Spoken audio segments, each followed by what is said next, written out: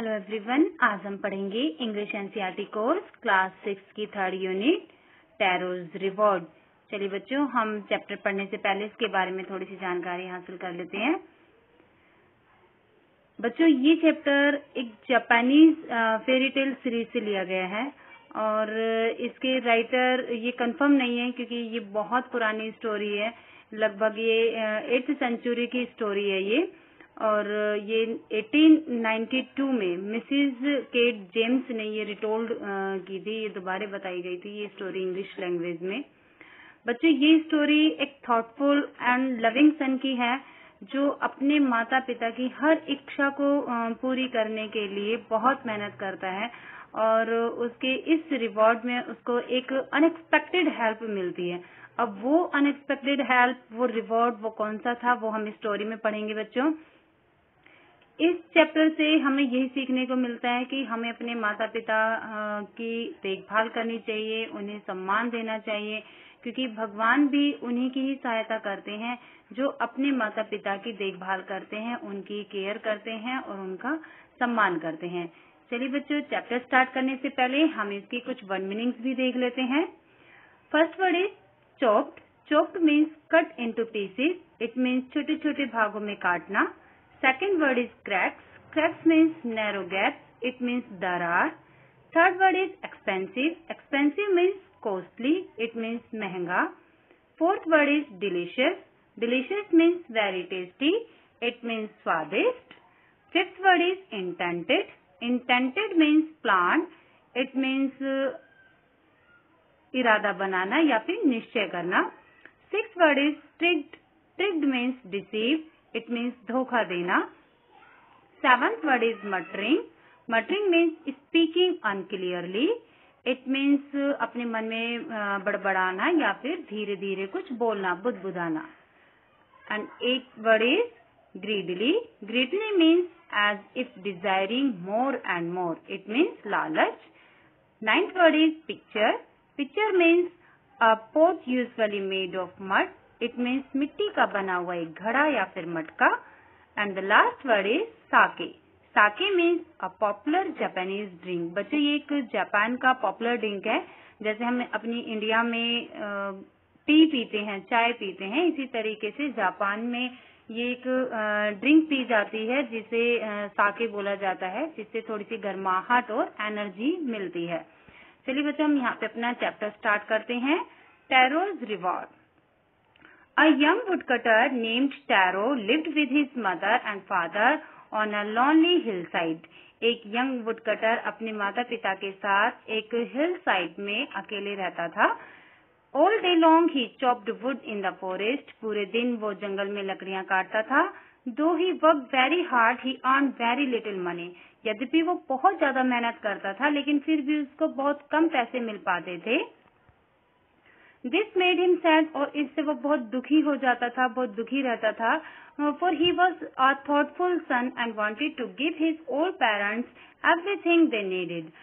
क्योंकि वो एक thoughtful son था, वो अपने माता पिता के बारे में सोचता था और वो अपने माता पिता को हर वो चीज देना चाहता था जो उन्हें जरूरत पड़ती थी। One evening when Taro and his parents were sitting in a corner of their hut, और एक शाम को क्या होता है कि उसके माता पिता टैरो के साथ में अपनी हट में कोने में बैठे हुए थे। A strong wind began to blow, और तभी अचानक से बहुत तेज हवा आने लगती है। It whistled through the cracks of the hut and everyone felt very cold. और तभी अचानक से उनकी हट में कुछ आवाज आती है, जैसे क्रैक्स पड़ने की आवाज आती है, जैसे दरार पड़ने की कुछ आवाज आती है। तो इसी तरीके से उनको भी आवाज सुनाई देती है और सभी को बहुत ठंड फील होने लगती है। सडनली टैरोज फादर सेड, अचानक टैरो के पिता ने कहा, I wish I had a cup of sake. मेरी ऐसी इच्छा हो रही है जैसे मुझे एक साके का कप मिल जाए। It would warm me and do my old heart good. ये मुझे गर्माहट भी देगा और इससे मुझे अच्छा फील होगा। देखिए, थर्ड पैराग्राफ पढ़ रहे हैं हम। This made tarot sadder then ever, और इस बात से टैरो और ज्यादा दुखी हो जाता है। For the heart warming drink called sake was very expensive, क्योंकि जो साके था वो बहुत ज्यादा एक्सपेंसिव था, बहुत महंगा था, वो खरीद नहीं पाता था। How do I earn more money, मैं इतने ज्यादा पैसे कैसे कमाऊं. ही आस्क्ड हिमसेल्फ, वो अपने आप से पूछता है कि मैं इतने ज्यादा कैसे पैसे कमाऊं ताकि मैं अपने पिता को साके लाकर दे सकूं. How do I get a little sake for my poor old father, मैं अपने पिता को ये साके कैसे लाकर दूं. He decided to work harder than before, अब देखो उसके पास और कोई तो चारा था नहीं, तो वो क्या डिसाइड करता है कि अब मैं और दिन से अधिक मेहनत करूंगा. Next morning, Taro jumped out of bed earlier than usual and made his way to the forest. अब अगली सुबह टैरो और दिन से और जल्दी उठ जाता है जंगल जाने के लिए. He chopped and cut as the sun climbed. और जैसे धूप निकलने वाली होती है तब तक वो लकड़ियां काटता रहता है. And soon he was so warm that he had to take off his jacket. और शीघ्र ही उसे इतनी गर्मी फील होने लगती है कि उसे अपनी जैकेट उतारनी पड़ जाती है. His mouth was dry, और उसका गला सूखने लगा. And his face was wet with sweat, और उसका फेस पसीनों से गीला हो गया. My poor old father, he thought. अब वो क्या सोचता, अपने पिता के बारे में सोचते हुए बोलता है, My old poor father, if only he was as warm as I. काश वो भी इतने ही गर्म होते, यानी उन्हें भी इतनी ही गर्माहट फील होती जितनी की मुझे अभी हो रही है. And with that he began to chop even faster, thinking of the extra money he must earn to buy the sake to warm the old man's bones. अब वो ये सोचते हुए कि मैं इससे और ज्यादा पैसे कमाऊंगा ताकि मैं अपने पिता के लिए साके खरीद कर ला सकूं, ऐसा सोचते हुए और ज्यादा लकड़ियां काटना शुरू कर देता है. देखिए 5th पैराग्राफ पढ़ रहे हैं हम अभी यहाँ पे. Then suddenly Taro stopped chopping, और तभी अचानक टैरो चॉपिंग करना स्टॉप कर देता है, लकड़ियां काटना बंद कर देता है. What was that sound? वो आवाज क्या थी? He heard, जो उसने सुनी थी. Could it be? क्या ऐसा हो सकता था? Could it possible be rushing water? क्या यहाँ पे पानी के बहने की आवाज आ सकती है? क्या ये ऐसा पॉसिबल हो सकता है? Taro could not remember every seeing or hearing a rushing stream in that part of the forest. यानी टैरो को ऐसा कोई जगह याद नहीं था, उस जंगल में कोई ऐसी जगह याद नहीं थी कि वहाँ जंगल में कोई झरना बहता हो. He was thirsty, वो बहुत प्यासा था. The axe dropped out of his hands and he ran in the direction of the sound. और तभी उसके हाथ से जो एक्स होती है वो गिर जाती है और वो जहाँ से आवाज आती है उसी डायरेक्शन की तरफ दौड़ने लगा. 6th paragraph. Tarot saw a beautiful little waterfall hidden behind a rock. Tarot ने चट्टान के पीछे एक सुंदर सी छोटी सी वाटरफॉल देखी. Kneeling at a place where the water flowed quietly, he cupped a little in his hands and put it to his lips. अब वो जहाँ पर पानी बहता है, जहाँ पर झरने का पानी गिर रहा था, वहाँ पर वो अपने घुटने के बल बैठ जाता है और अपने दोनों हाथों से कप बनाकर वो पानी को पीने की कोशिश करता है. यानी वो अपना जो झरने से पानी गिर रहा था वो पानी को पीता है. Was it water? क्या ये पानी था? और was it sake? या फिर ये साके था? He tasted it again and again. क्योंकि वो साके के बारे में सोच रहा था तो वो उसको ऐसा फील होता है कि शायद मैंने साके पिया हो. तो इसी चीज को कंफर्म करने के लिए वो बार बार साके को टेस्ट करता है. And always it was the delicious sake, और हर बार उसको स्वादिष्ट साके का टेस्ट आता है इंस्टीड ऑफ कोल्ड वाटर, ठंडे पानी की जगह. यानी झरने में जब वो पानी पीता है तो उसे ऐसा लगता है जैसे वो बार बार साके पी रहा हो. देखिए 7th paragraph. Taro quickly filled the pitcher he had with him and hurried home.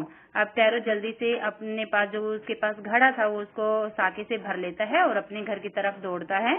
The old man was delighted with the sake. जो ओल्ड मैन था उसको बहुत अच्छा लगा साके के साथ में. जब उसने साके पिया तो उसको बहुत अच्छा फील हुआ. After only one swallow of the liquid, he stopped shivering and did a little dance in the middle of the floor. और एक ही घूंट पीने के बाद उसका जो कपकपाना था वो बंद हो जाता है और वो अपने घर के अंदर डांस करना शुरू कर देता है. यानी वो डांस करने लग जाता है, खुशी से झूम उठता है. देखिए हम यहाँ पर 8th पैराग्राफ पढ़ रहे हैं. That afternoon a neighbor stopped by for a visit. और उसी दोपहर वहाँ पर एक पड़ोसी उनके घर पर आता है. Taro's father politely offered her a cup of sake. और टैरो के पिता उसे एक साके का कप पीने के लिए देते हैं. The lady drank it greedily. अब लेडी ने लालच से वो पी लिया. And thanked the old man. और old man को धन्यवाद दिया. Then Taro told her the story of the magic waterfall. और तभी टैरो ने उस मैजिक वाटरफॉल के बारे में उसको स्टोरी सुनाई. Thanking them for the delicious drink, she left in a hurry. और उसको डिलीशियस ड्रिंक के लिए धन्यवाद देते हुए वो वहां से निकल गई. By nightfall, she had spread the story throughout the whole village. और रात होने तक उसने इस स्टोरी को पूरे गांव में फैला दी. देखिए 9th paragraph. That evening there was a long procession of visitors to the woodcutter's house. और शाम होते होते यानी शाम तक उनके घर पर एक लंबी लाइन लग गई उस वुडकटर के घर के सामने. Each man heard the story of waterfall. और सभी ने उस वाटरफॉल के बारे में स्टोरी सुनी. And took a sip of sake. और सभी ने उस साके को टेस्ट किया. In less than an hour the pitcher was empty. और लगभग 1 घंटे में यानी 1 घंटे से पहले ही वो जो घड़ा था उनका साके से भरा वो खाली हो गया. Next morning, Taro started for work even earlier than the morning before. अब next morning यानी अगली सुबह टैरो पहले से और जल्दी उठा. He carried with him a largest pitcher he owned for he intended first of all to go to the waterfall. और टैरो अपने पास जो उसके पास सबसे बड़ा घड़ा था वो उस घड़े को ले लेता है ये इरादा बनाते हुए कि मैं सबसे पहले उस वाटरफॉल की तरफ जाऊंगा. When he reached it, और जब वो वहां पहुंचा, he found to his great surprise. और उसने वहां पर वो बहुत आश्चर्य हो जाता है. All his neighbors there. क्या देखकर वो आश्चर्यचकित हो जाता है क्योंकि उसके जो सारे नेबर्स थे जो सारे पड़ोसी थे वो वहां पर पहुंच चुके थे उससे पहले. They were carrying pictures, jars, buckets, anything they could find to hold the magic sake. और जो भी उनके पास बर्तन थे जैसे कि घड़ा, जग, बाल्टियां, जितने भी बर्तन थे उनके पास वो साके भरने के लिए वो वहां पर लेकर पहुंच जाते हैं. Then one villager knelt and held his mouth under the waterfall to drink. और तभी उनमें से एक विलेजर पानी पीने के लिए अपने घुटने के बल बैठ जाता है. He drank again and again. और वो बार बार उसको पीता है, बार बार उसको टेस्ट करता है. And then shouted angrily. और तभी वो गुस्से में चिल्लाता है, water, nothing but water. ये सिर्फ पानी है और कुछ नहीं है. Others also tried but there was no sake. और सभी गांव वाले जो वहां पे पहुंचे हुए थे सभी ने एक-एक करके उसको टेस्ट करने की कोशिश की. उन्होंने भी पीने की कोशिश की.